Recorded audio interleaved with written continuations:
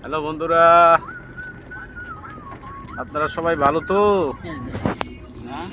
দেখেন সৌদি আরবে মাঝরাত কি ঘাস আর কি গাছ। এই জঙ্গলের ভিতরে এক একটা খেজুরের গাছ আছে, এক একটা গাছে 3 মণ 4 মণ করে খেজুর হবে। মাছ আনছি 1 মণ। আর আমরা 5 জনে আসছিলাম মাছ মারতে ভোরে, এসে মারছি কেজি 10 মাছ মারছি। আমি কই 1 মণ কেজি 10। 4 লাখ 5 লাখ টাকা খরচ করে ভাই মাজরায় আসেন। দেখেন ভাই মাজরার পরিস্থিতি, মাঝরার যেমন রোদ তেমন গরম।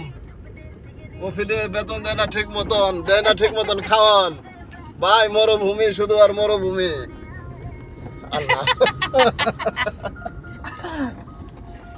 বল আমি কই না এই পাগলা সুদি ক পাগলা কি মাছ আনছি 20-25 কেজি, তুই 10 কেজি তে কি কইতাম?